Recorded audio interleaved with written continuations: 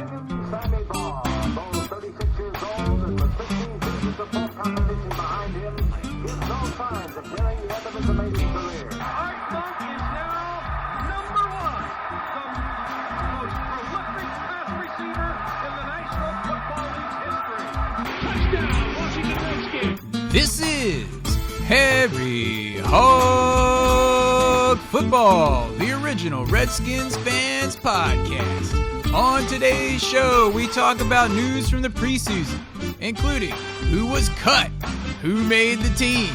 We talk about all the drama surrounding RG3, and I give my yearly precarious predictions. This and much, much more, live with Aaron, Josh, and John.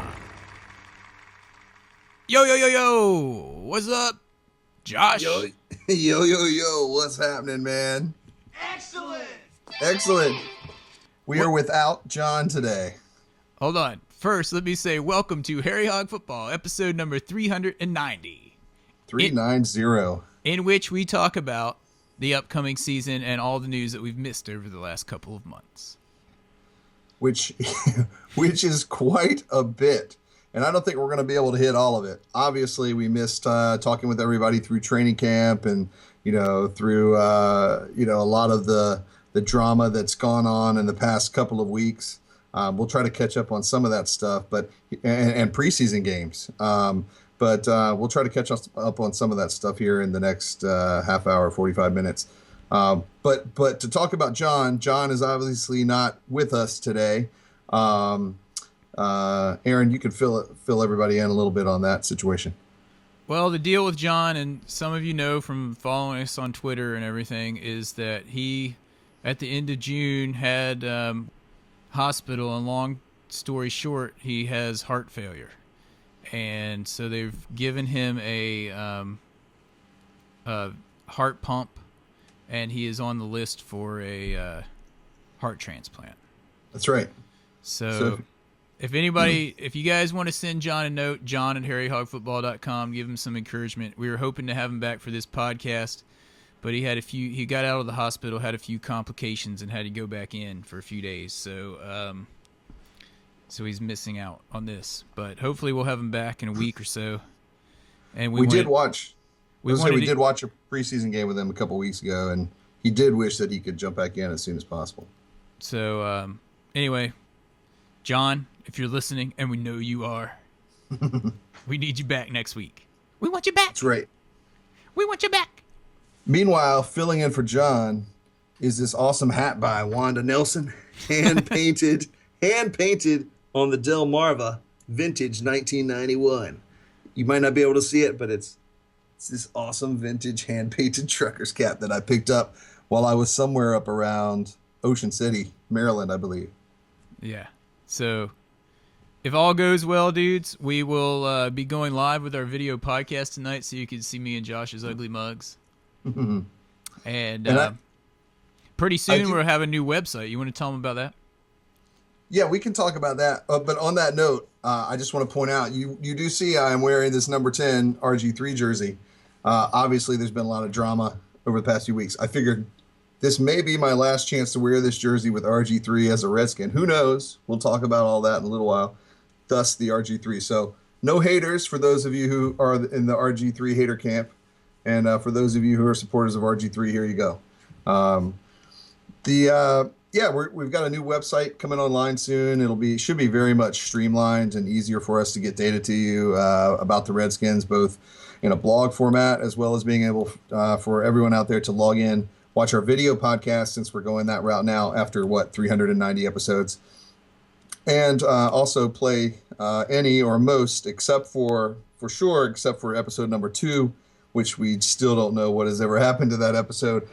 So you'll at least be able to play 389 episodes, hopefully, in the near future off the website as well. Subscribe to iTunes, do those kinds of things. But it will be harryhogfootball.com.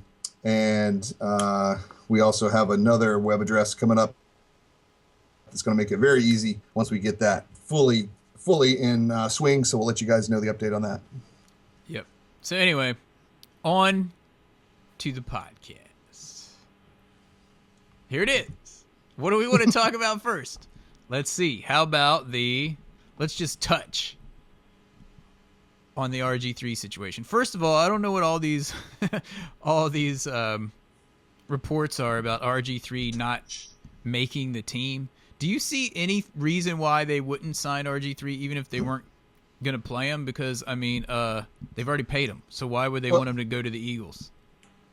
Well, that's right. I mean, they've already paid him. Obviously, we don't need to rehash what everybody else has been talking about this week, but just to touch on it, I mean, they paid him what? I forget what the amount was, 3.2 or something for this year, three and some change $1 million.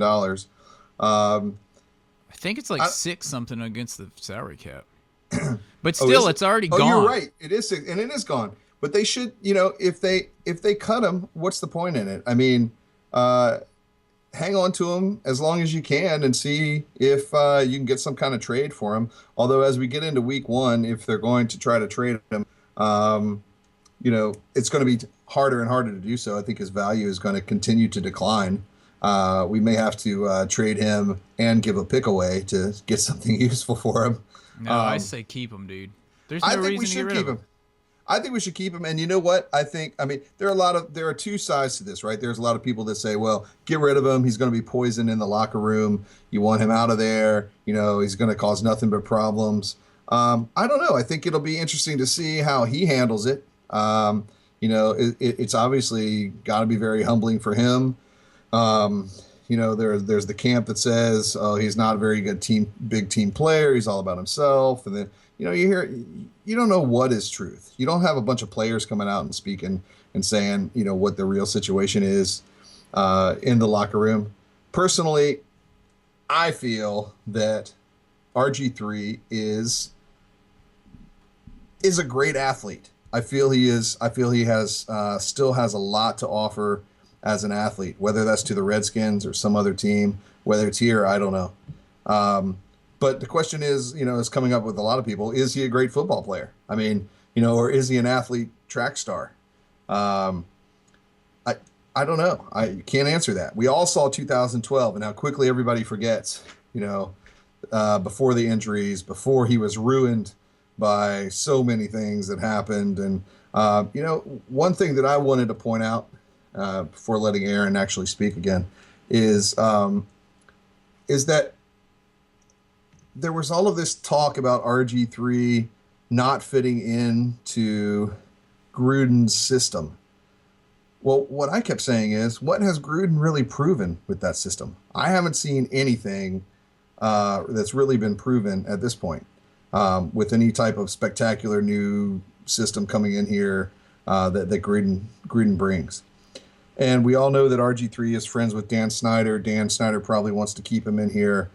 And it could be this week that Dan Snyder just threw up his hands and said, "Fine, you want to play your guy, start Kirk Cousins, start Kirk, and play him, and you've got all the rope, so to speak, to do whatever you want to do. But if that fails, my guy's waiting in the wings." I don't know. Maybe that's the situation. I don't know. What are your thoughts on it, Aaron? Dude, first of all, I think that Jay Gruden does not like RG3. Like, why the heck did he have Willie Smith in there blocking for him in that second preseason game? First of all, Willie Smith was a cut afterwards. They didn't even wait for the final cuts for that dude. He was so bad. It was like, hey, let's see if we can get RG3 injured, and then we don't have to worry about me putting in my guy, Kirk Cousins. And then when he did get injured and was cleared, he's like, hold on, you got to tell him that he's not cleared because that solves a problem for me. So he doesn't like Kirk Cousins, and that's my conspiracy theory. I mean, he doesn't like RG3. But at RG3. At the same time, though, by him being injured, they can't cut him. And if they keep him on the roster and they put him out there and Jay Gruden does something similar and puts some crappy blockers in front of him and RG3 gets hurt during the season and that goes on into the 2016 season, then he's guaranteed $16 million next year. Yeah, I mean, they can't cut him right now, but all these people in the media keep being like, well, as soon as he's cleared to play, they're going to cut. Why would they cut him? That's dumb. So he can go to the Eagles and kick our butt. Why wouldn't they just put him on IR if they didn't want him in the locker room? Well, that's true. I don't understand I don't even understand what these people are basing this stuff on, unless I just don't understand the deal. Like, Why wouldn't you just have? But him here's the thing, Kirk Cousins. Are we comfortable with Kirk Cousins being our quarterback? Is he a starting quarterback? All right, here's what's going to happen. Kirk Cousins is going to play a few games, in my opinion, and he's going to He's going to throw an interception, and then he's going to start throwing a bunch of them, and then they're going to be like, "Oh, well, let's bring RG3 back in." Are they going to do that, or will Colt McCoy come in behind Kirk Cousins and RG3's the third? I think RG3 is going to be the second.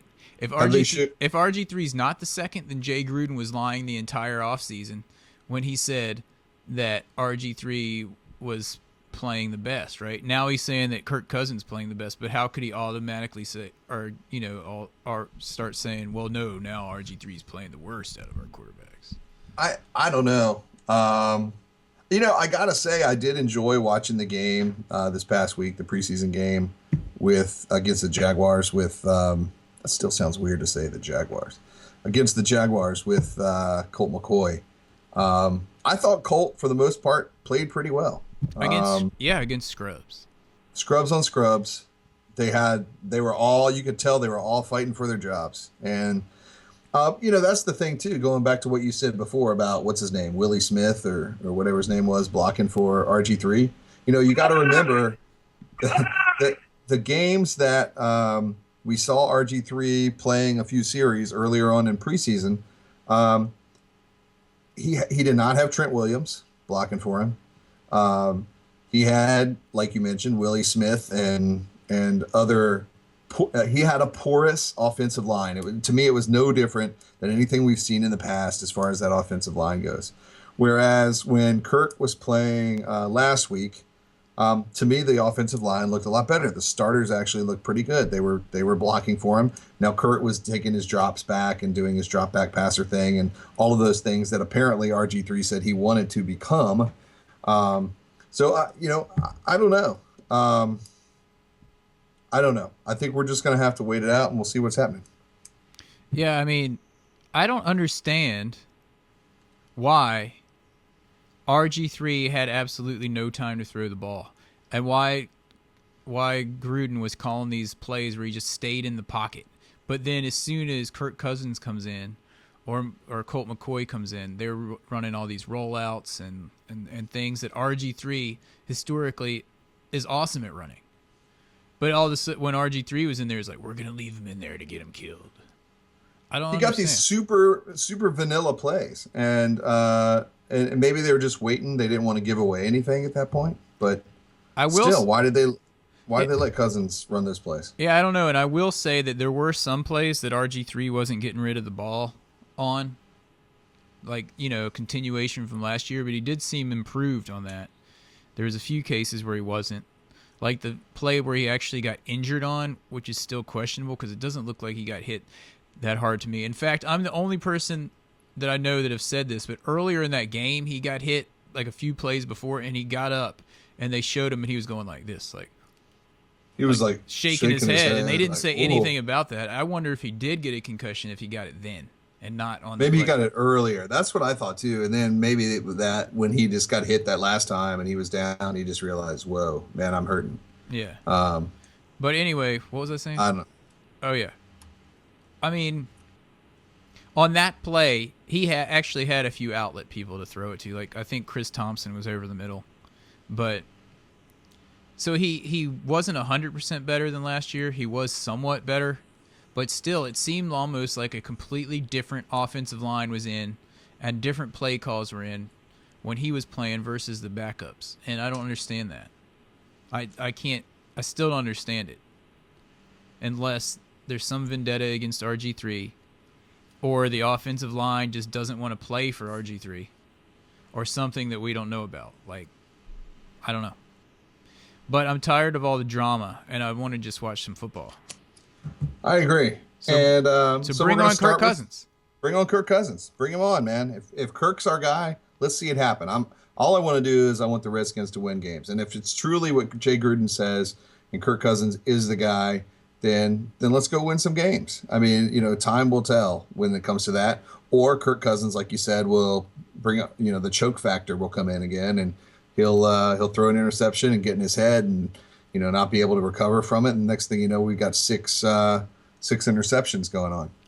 So, So anyway, I think that's enough about RG3, and let's talk about what was next on the itinerary here. Talking about the people that actually made the squad. Is that what we're talking about? Yeah, let's talk about it. Let's talk about the 53-man roster here. All right, going down this, let me see if there's any. The only sort of surprises that I see were that DeShazer Everett was kind of surprised for me. And Spencer Long, I thought he was going to get cut. I think you mentioned that earlier, but that might have been before the podcast. Dude, I thought it was before we were starting, but I thought for sure that Spencer Long was gone, man. I thought for the past 3 games he has sucked. I just I was yelling cut at that guy every game. He was just getting manhandled. He could not stop the defender. I mean, he was just horrible.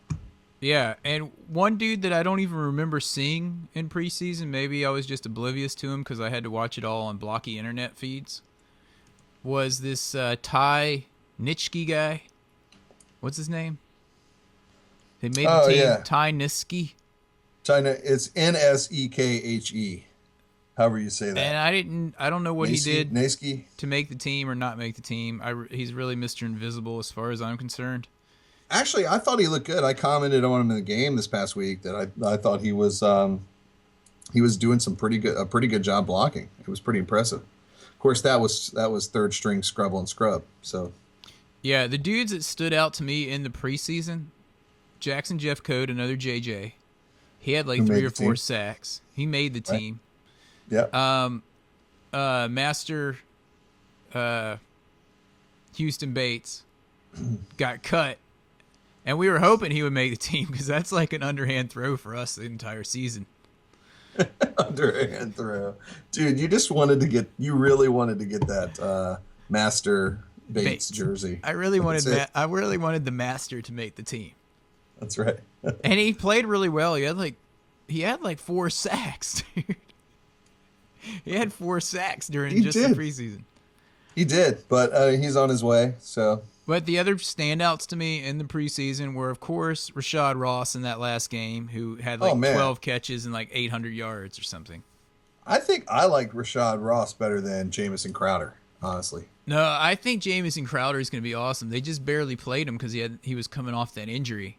How about versus Ryan Grant? What do you think about that? Ryan Grant's good too, and I love the fact that we have all these young receiver guys that you saw Rashad Ross. If we can get a few more of those dudes that we actually bring up from the practice squad and they become solid players, that'll actually turn this franchise around. You want to know what I was thinking actually for a little bit is that with watching this game with Rashad Ross, I mean, he had a huge game and he was like young Santana Moss with better moves. I mean, I don't know. He was just all over the place making these catches. And then the kick returns, punt returns that he was running back. And I thought, what have we seen in Andre Roberts this year? And how much has Andre Roberts counted against the Caps? You know, you look at Andre Roberts, and he's costing us as much as Jamison Crowder, Rashad Ross, and Ryan Grant all put together. Dude, I thought Andre Roberts was going to get either cut or traded before. That's what I thought. I thought that for sure. And it still could happen. I think because we still need a tight end. We need another tight end. I think that we could see one of these wide receivers going away. I think Andre Roberts. That's my inclination as well. I agree with you, Aaron. I think if I had to put money on it right now, which I'm not usually a betting man, but I would put a little something on, hey, Andre Roberts goes away, and we pick up another tight end. Now, who that is, I don't know. And next week, I mean, first of all, we're going to look over the next few days and see who gets cut that we might want to pick up from other teams. But after game 1, we're going to have Brashad Breeland back. So that means someone else is going to have to get cut. Well, that's true. And that is true. I'm not sure who it's going to be. But Andre Roberts, don't be surprised, like you said, if they don't trade him for a tight end or something. And yep. I don't know who that would be. I haven't looked recently to see what tight ends were available out there. There weren't really any other surprises to me that made the team compared to who got cut. Josh Licorice must have stepped up his game. because he's been on the verge of being cut since he was drafted. You know, he came in out of football shape, according to Mike Shanahan a few years ago. But I'm really excited to actually see. I mean, we never saw all of our starters on the field all through preseason. Like Deshaun Jackson never made the field, and Kerrigan never made the field. Of course, we didn't even touch on, because we haven't done a podcast in so long, that Gillette was going to be opposite of Kerrigan. Right. And then he got injured like his first day on the field. Junior came and went while we were on our hiatus. I mean, we never got to talk about him at all. Junior came and went. Junior came and went. That's the name of this episode, by the way. Junior came and went. So anyway, I mean, yeah. So who knows, dude? I mean, there's so much. Preston Smith, he looks like he's going to be a solid player just from preseason. And, of course, Pot Roast was tearing it up. Dude, he was. Absolutely. And I will say, Kirk Cousins, you know, in that last preseason game, I'm sorry, the third preseason game, where he threw that stupid interception, like right at the line, bounced back and didn't throw anymore. So maybe they're hopeful that he's got whatever the psychological problems out of the way, and he'll be able to bounce back from that stuff and have a good season. Oh, I'd be remiss if I didn't. Dude, my most exciting player from the preseason was Matt Jones. That guy was incredible. That dude's a beast. He's going to be such a great running back. I think I could see he and Alfred Morris sharing a lot of load together. Chris, you guys get to see us now when we make these jokes and laugh at each other. Chris Thompson. I mean, I think we've got a good, solid core as far as the running backs are concerned. Yeah, and I also pointed out how if we can start, grooming these guys from the practice squad, like Rashad Ross, another dude that fits into that is Jackson Jeffcoat, another JJ. Right. Because that guy had 3 or 4 sacks in the preseason. Yeah, he was looking great. And he was on the practice squad last year, and now he's on the team. So congratulations to him. Yeah. So, I mean, let's talk about our defensive line for a second, since we're talking about Jackson Jeffcoat and defense. We still got Jason Hatcher. Obviously, you mentioned what's his name? Pot Roast. Terrence Knighton. Terrence Knighton. Yeah. Stephen P. How do you say it? P.A.? We call him Paella, so I don't know. Paella. Stephen Paella. Chris Baker. Ricky Jean-Francois. Chet Frenchie, and Kedrick Golston, and then Frank Curse. Hopefully he's not a curse that he's on the team. Frank Curse. Well, wasn't he on the practice squad last year? I think he was. He was he had something involved with the Redskins. Anyway, Hey, dude, we'd also like to point out that we're going with a slightly new format with the podcast now that we're also doing video to keep the size down, so to speak. We're trying to go with half-hour shows instead of hour-long ones. So we'll see how that goes. We'll see how it goes, but it's tough to stifle us. But with that in mind, do you want to go into Aaron's precarious predictions so we can get those out of the way? I think we should. Let's take one more minute here and just touch on a couple more things. You talked about Keenan Robinson. Weren't you talking about him earlier? Nope. Oh, maybe. Who are you talking about? Oh, you were saying Brashad Breeland. And I don't know why I'm thinking Keenan Robinson. So, I mean, linebackers, we've got, I think we could be looking for another linebacker, either outside or inside. I think we could see that's one spot in the roster that we could see some moves coming up in the next week or so as we really get into it before game one. I wanted to say that I was a little disappointed in David Amerson on the defense. He just seemed... He's still bad. They said he made all these strides and stuff. It was crappy strides. I don't know what it is, but we have this guy at cornerback now that is, what's his name? DeShazer Everett? Yeah, he came out of nowhere and made the team. He did. Literally out of nowhere. He and Justin Rogers. Justin Rogers. Yeah. So his name is Justin Time. And don't forget about the dude from Virginia Tech. What's his name? Or is he a safety? Deshaun Goldson? No. He's the guy we got from Tampa Bay. Right. Who are you talking about? Maybe he's a safety. Keyshawn Jarrett. Keyshawn Jarrett. Sorry, he's Yeah. a safety. So he Yeah. looks. It looks like we're what's his face? McLuhan is doing a pretty good job of shaping up that defense, which sucked for so long. He is, but I can see one of these D-backs going away, to make room for another linebacker. I think we could use another linebacker, and I think we've got one too many defensive backs. Well, one of these D-backs is going to have to go away to make room for Breland. So you're saying that there's probably going to be two. I could see two. I don't know. We'll see. I think we could see two of those guys not on the team or move them to the practice squad, and us picking up another linebacker. All right. Just overall, we'll sum it up and then go into Aaron's precarious predictions. So that's 25 offensive players right now, 25 defensive players, 3 specialists.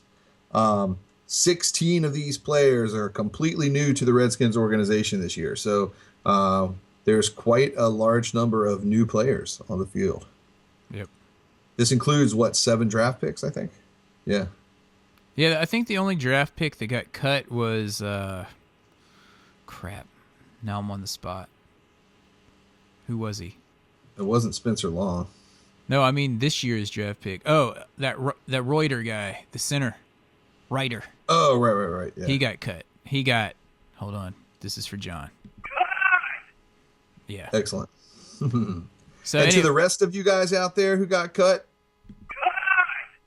yeah. one more time. So anyway. All right, so I'm going to go into my precarious predictions because it's a tradition here. And I'm going to change it up this year, dudes. Do you have music for that, like background music? How about this? Is that good? Okay. Can you hear it? Yeah, tone it down a little bit. Is that good? Yeah. All right. Here we go. Week 1. I'm going to run through this really quick because we're trying to stay in this shortened format. Can't listen to Macho Man while you do this. Okay, let me play something else then. What other music do I have on here? How about this?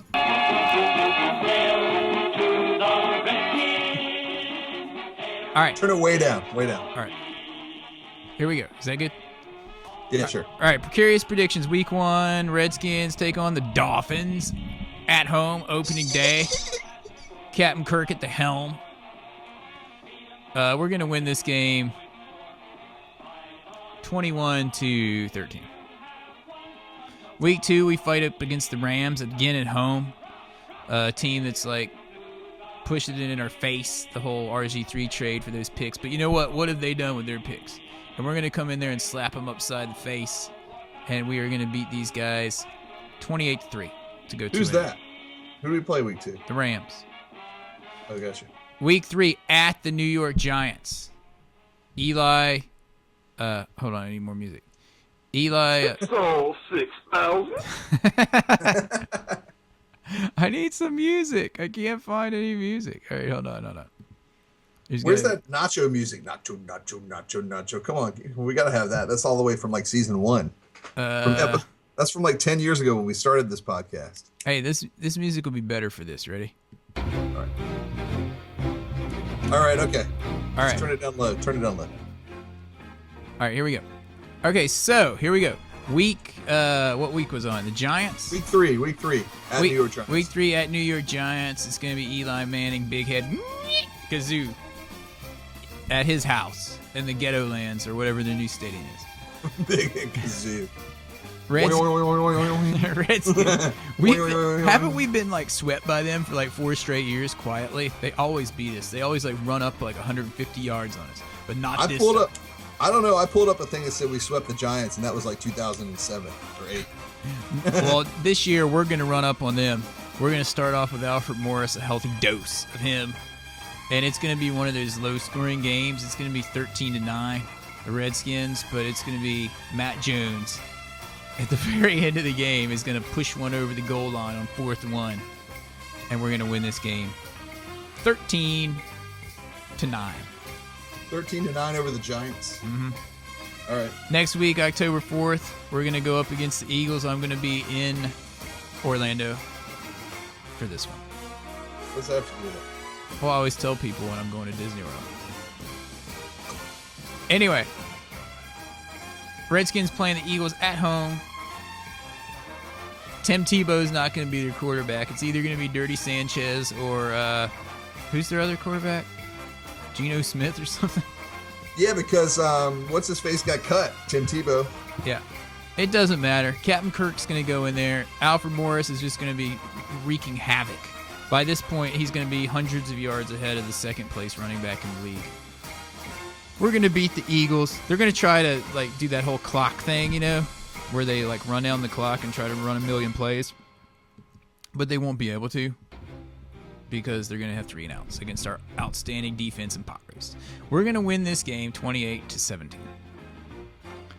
Then next week, October 11th, we're going up against the Falcons. And they're Hold on. I just want to point out, by week 4, RG3 could be starting for the Eagles. Go ahead.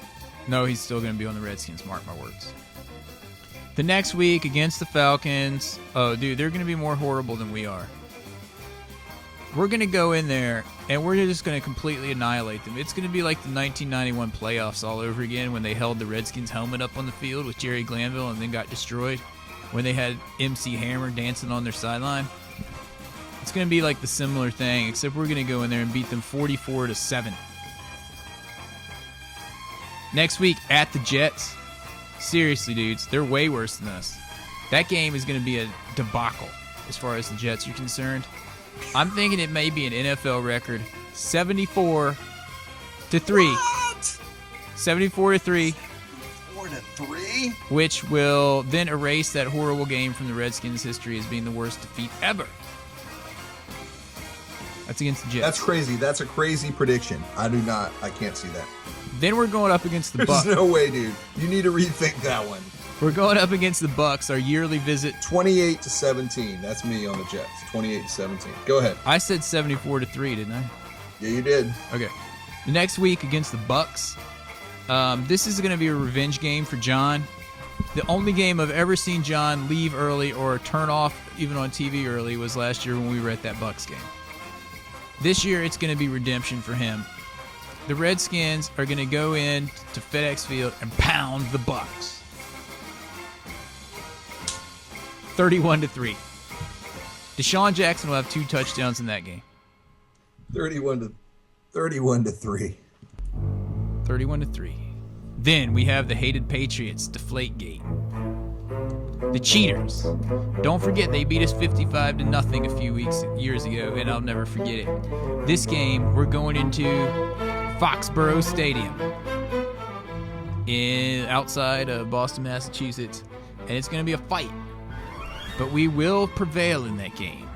17-10, Redskins. What's the score? 17-10. Are you keeping track of these to see how close I get? Yeah. I'm writing them down, man. You have They're like going to go on the podcast. You have like a notepad. I can see I got a it. tally, man. It's right here. So what does that make us, 9-0? Yeah. It makes us 9-0. Okay. Well, the next week we're playing the Saints at home. Drew Brees and company is going to come in, and this is going to be a shootout, I tell you, a shootout. Garcon, 2 touchdowns. Deshaun Jackson, 2 touchdowns. Your dog, Rashad Ross, 1 touchdown. My dog, Matt Jones, 1 touchdown.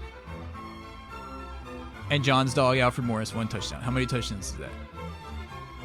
7? I don't know. Why not say there's going to be a surprise appearance by Chris Cooley with a touchdown? Go ahead. Redskins win this game against the Saints 56-44. The defenses don't show up for this one. That's a home game for us, right? Yeah. Next game, and that's for my birthday because that was one day before my birthday. Next week, Redskins v. Panthers in Charlotte. Down in Carolina, where Aaron was belligerent. where I was, what's the word? I was barred from ever attending a game there. Never to return. I was asked never ever to return again to whatever that Citibank Stadium is, or Bank of America, or whatever. Yeah. Anyway, this game, they will be glad I didn't show up, because the Redskins are going to go in there and show those fake Carolina fans who jumped ship as soon as they got a team and left the Redskins as fans. We're going to go in there and show them who the real team is. Redskins will win this game in Carolina 34-13. You got that? I got it. 34-13. Week 12 against the Giants at home. This is going to be another tight game because it's a division game, and it's going to be kind of boring. I'm going to tell you right now. Wait, is week 11 our bye week? No, week 11 was the Panthers. What week is our bye week? week 8. So week 9 is the Pats? Yeah. Gotcha. So I guess we were only 8-0 again after the Pats game. So anyway, what was I talking about? The Giants. Oh, yes. This is going to be kind of a boring game. It's going to be one of those, like, late season, mid-late season when it's getting cold games and right after Thanksgiving. It's going to be kind of boring. It's going to be 17-14 Washington. Alfred Morris with 2 touchdowns. Kai Forbath adds another chip shot field goal. And Gazoo tosses a touchdown pass, and then their fullback gets another one. So 17-14 Washington against the Giants, November 29th. Then December 7th, it's a what, Monday night game against the Cowboys? Or Sunday night, I don't know. I think Monday. This is at home. December 7th, Redskins, Cowboys, you know it's going to be crazy. It's hard to tell what's going to happen. But I'm going to go out on a limb here, and I'm going to say that the Redskins are going to win this one 13-3. 13-3. And at that point, RG3 may be starting for Dallas. And Just saying. Dallas's only points are going to come after Tony Romo does one of those butt cheek plays where he gets out of a sure sack and throws a bomb, and they get tackled. Where he's like, before. woo! Yeah, it just comes out of nowhere. Anyway, next week, Redskins at the Bears, December 13th. It's going to be cold up there at Soldier Stadium. Soldier Field. Sorry. Redskins will be playing the Bears, who are supposed to be worse than us or about the same. How can we be worse? We could be a lot worse because at this point in the season, we're going to be, what, 12-0? And we've scored 320 points on the season already. Well, the Redskins are going to go up against the Bears, and this is going to be one of those running games, and Matt Jones is going to come through in the fourth quarter after Alfred Morris wears them down throughout the first 3. It's going to be a hard-fought game. Redskins are going to win it, though, 17-6 at Soldier Field. Then Redskins v. the Bills at home on December 20th in time for Christmas. The Bills have a pretty good defense, but Captain Kirk and squad are going to carve it up like the Christmas turkey. Redskins, what? I may have to go to this game. Kirk Cousins was going to throw for 3 touchdowns, and Alfred Morris is going to add another one on the ground. Redskins win this game 28-17. What does that make us? 14-0? Yep. Very next week at the Eagles, who we can't stand. This game is just going to be a debacle for the Eagles. A super debacle. I'm talking 45-0 Washington. And that's a night game. And then we round up our season against the Cowboys. At this point in the season... Wait, what was the Eagles game? 45-0. Did you say that? Yeah. 45-0. See, that's quite a prediction. Redskins, last game of the season, as usual, they try to add drama, make it against the Cowboys. But this is what's going to happen. The Redskins are just going to shellac the Cowboys. It's going to be horrible. It's going to be embarrassing for the Cowboys. I'm thinking somewhere along the lines of 54-0 Washington in the season with 2 straight shutouts to go into the playoffs 16-0. All the media is going to be writing how, you know, they predicted this in the beginning of the season, even though they didn't. Harry Hog Football, yours truly, the only person to predict Redskins 16-0 this season. Mark it down, take it to Vegas, bet on it. That's what's going to happen. I do want to point out that for the season, that means we scored 447 points. It's pretty good. I don't know how that goes on the all-time list for scoring points, but it's got to be up there. Well, in 2012, there were 11 teams that scored at least 400 points. Yeah, but how many did we surrender? I'd have to add those up. 28. Not as many. 28 points. Not as many. Anyway, so yeah, basically, that is it, dudes. And I think that we need to round this thing up, round it out this week. Hopefully next week we'll have John back. What do you think, dude? I hope we get John back next week. I was just adding up these points, and it looks like, oh no, that's not correct. Anyway, yeah, I hope we get John back next week. I don't know, a little hog slop. There's really not a lot of hog slop. Everything is all about drama with the Redskins this week. We're all going to be sitting on our hands and waiting to see what's going to happen with RG3 and final roster spots that shift around. But the game is when. We're going to do a cast before the next game. Yep. Aaron, will we cast again before the next game? We will cast again after the first game. Okay. So we'll talk to you guys after the Redskins are 1-0. We'll have John back with us. That's right. Everyone that was asking about the league, John is trying to, when he's able to, give me commissioner status so I can somehow set up the draft. So send me an email, Aaron at harryhogfootball.com, to make sure that you're included in the league if I can get it set up before the first game on Thursday. So, hail to the Redskins. Keep John in your prayers. That's right. And we'll talk to you guys next week. Hail to the Redskins, and if you see a Cowboys fan, You know what to do. joke them. Oh.